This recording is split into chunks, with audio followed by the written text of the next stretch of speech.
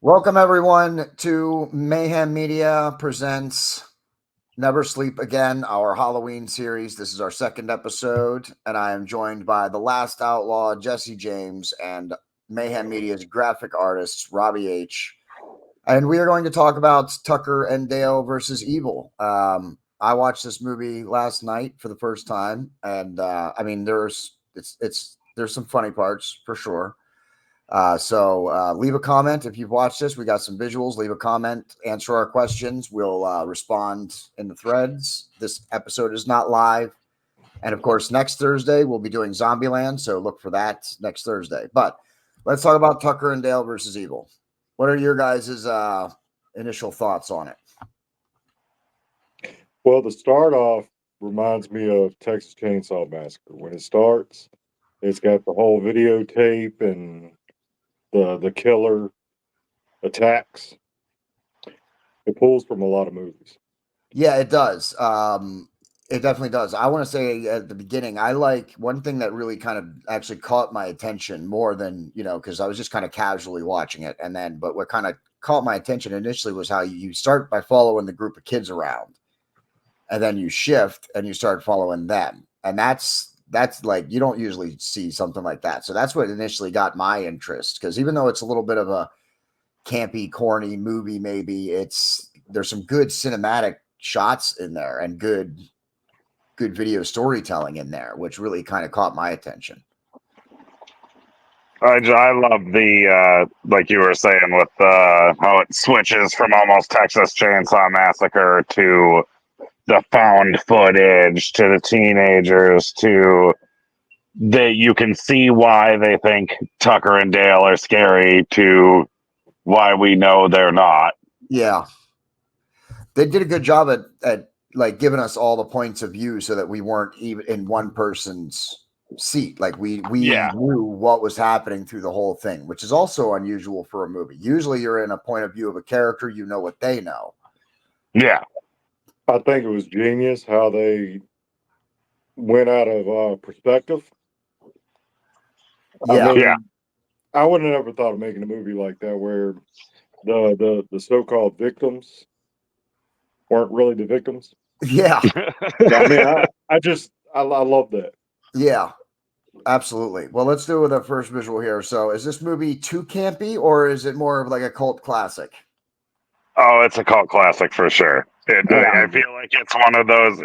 It's intentionally campy, so it works well. It's not one of those like, oh, we just made a bad movie with a couple of funny parts kind of thing. Yeah, no, it was actually a really good like storytelling movie there too. Yeah. Like it's like a spoof, but it's not really a spoof. They kind of model it that way, but there's a real story. It's an actual right. movie. A lot of throwbacks and callbacks to other movies and the homages paid. And well, let's talk about this one then. Where do you think the writers and creators took inspiration from? We talked about Texas Chainsaw Massacre. I definitely saw some Cabin by the Lake in there. Definitely some Friday the 13th in there. You basically just answered it. I mean, that's exactly what it was. Then you have like The Hills Have Eyes. So, I mean, Wrong Turn, anything like that you want to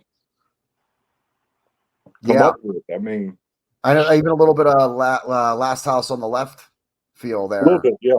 So yeah, they really took a little bit from everything there and at it. Jesse, what were you going to say? Final Destination, if it was a comedy movie. Oh hell yeah! Oh, it's so good. So what would you guys rate the movie then out of 10? It's so objective. Like if you're going into it expecting a horror movie, it's a 0 out of 10. If you're going into it knowing that it is not an underfunded, but not major budget, low budget comedy movie, it's 10 out of 10. It is one of those movies that if you go into not expecting a cinematic masterpiece, you're going to be well entertained. I went into it blind originally, so I didn't know what to expect. I was bored one night, turned it on, and I fell in love with it. I don't normally like the campy horror movies like Yeah. Scream and all that. Not Scream, but scary movies, Scary movie. Yeah, I'm not a fan of stuff those like that. either. Yeah. But they get you to like the characters so quickly. Yeah. And if you watch and pay attention to Tucker and Dale, they will give you a reminiscence of Earl and Val from Tremors. Yeah. Think about it. I can see that a little bit. Yeah. Tucker was sitting there trying to tell Dale, "Hey, look, you got a plan. You got to do this. You got to do that." I mean, I love it. You're right. Yeah, you're right. It is a little bit of similarity there between them. So Way to call back a previous Mayhem Tainment episode. yeah, absolutely. Of course, that was our first episode to our Never Sleep Again Halloween series. Go check that out. It's on Facebook, YouTube, and Rumble. So go check that out. It's a great episode. But yeah, I think let's see what else we got here. Favorite sorry. Tucker or Dale? Oh God. That's actually kind of hard. I mean, I like the parts with Dale. I think he's awesome. But Tucker gets the brunt of everything, and it's just hilarious how he carries it. Yeah, he does. And I kind of like. I think I like Tucker too because he's like the serious one, or the Val in Tremors, if you will. You know, he's the one who's trying to make plans and work towards something. And Earl was the serious one in Tremors. Kevin What? Bacon was Val. Earl was the serious one in Tremors. I'm sorry. Yeah, you're right. I'm sorry. I had them mixed around. I apologize. I don't know why I always think that guy. Like I always get those two mixed around. I don't know why. Val sounds like a serious name. Yeah. But yeah, I like it. I think Tucker would have to be my pick. Jesse, what do you think? Honestly, I'm going to identify with Dale here. He's the kind of nerdy guy who scores the hot chick in the end. If you've seen the old lady, you know how well I made out here. Yeah. No, we don't talk about that. No. Do you guys have a favorite scene? The wood chipper. Oh man, I know that was. He just dove right in the wood chipper, man. I don't know what happened. I think mine is the bees. Oh yeah, the bees. Tucker swinging the chainsaw like Leatherface. Dude running from them, and then all of a sudden they're running. They see eye to eye, and it's like, what the hell? I'll be honest with you. It tells himself in the tree. I'll be honest with you. Right up until that point, I didn't know exactly where this movie was going until that moment. And then when I saw him run himself right in, impale himself right on the tree. Spoiler alert! Run himself right into the tree and impale himself. That's when I was like, oh my goodness, they're all gonna kill themselves and they're gonna think it's them doing it. But I was waiting for the bee to sting him in the nose or something. I mean, oh God, I love when he walks in the house. Like, what happened? I was just waiting for it. Me too. I was wondering. Yeah, I was like, oh man, tell me he's gonna get stung like the last thing before he dies, and then the bee just flew away. I was like, all right, that's weird, but added a little bit more humor to it. But yeah, I couldn't believe that stuff. Yeah, and honestly though, for me, I have to say my favorite, one of my favorite scenes, I have to say was Dale with the nail gun. Oh yeah, oh yeah. Him firing with that nail gun out there, dude. And how many rounds does that 6-shooter the officer had hold? I was thinking the same thing. I'm like, we all did the same thing. Like he shot 3 6-shooters here. I'm like, man, where's that extended mag on this revolver? Right? I was like, I had no idea there was an extended mag on that somewhere. So, well, you can load the stock too now. Yeah, I guess, because I was saying, got a Tommy gun chamber on it. Yeah, and then I thought, I'm like, okay, well, he just got like more bullets and stuff. And then when he ran out and he's dry fired, I'm like, nope, he didn't run out. That gun literally had like 18 bullets in it. Yeah, right. But yeah, overall, I give it a. We already talked about did we talk about the rating? Did we rate it already? I did. You didn't. I didn't. I mean, I'll give this movie. I give it a good. I give it a good 8. It's good. A good humor movie.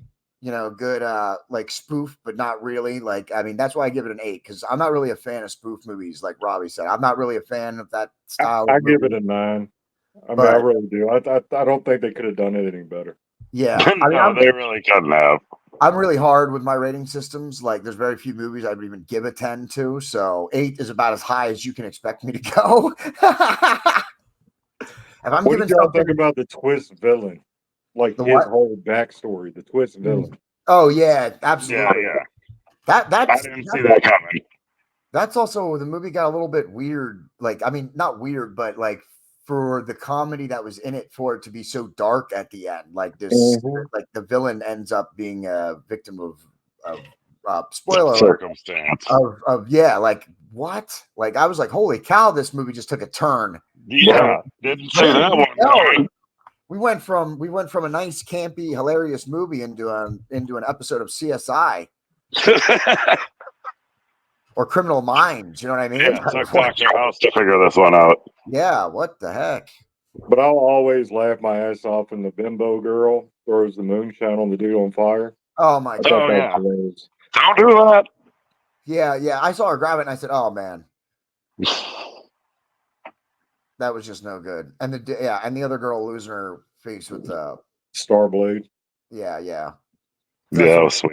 There were some gnarly. I mean, that's what I'm saying. For a campy, spoofy movie, dude, there were some gnarly scenes in that movie. It was. I mean, It's like that movie does have a little something for everybody. You got your gore, you got your comedy, you got your cheesy death flicks, you got your ridiculous dialogue. Absolutely, and the blood too. There was a serious amount of blood. I'm like, holy Random cow! testicles for no reason.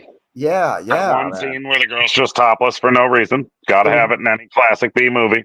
Well, that's another throwback to pretty much every Nightmare on Elm Street, Friday Yeah. the 13th movie and Halloween movie that there's ever been. That's always, you see the sex scene and then you know that they're the first, or And then you know it's among the first. Yeah, they're among the first to go after that.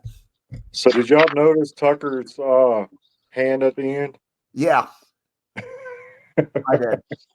Leave a comment if you've noticed Tucker's hand at the end. We're not gonna point out what it is. Let us know if you noticed. We'll leave that a little hidden gem for maybe the next episode when we do Zombieland. We'll call that back and see if anybody comments. right. I was gonna say we'll call that one back again. Yeah, we'll call that one back again. And so leave a comment if you noticed Dale's fingers at the end of the movie. So and let us know, and we'll talk about that. Yeah. Anything else you guys want to talk about in the movie? Did we miss anything? Tucker and Dale versus Evil 2 is worth a watch as well.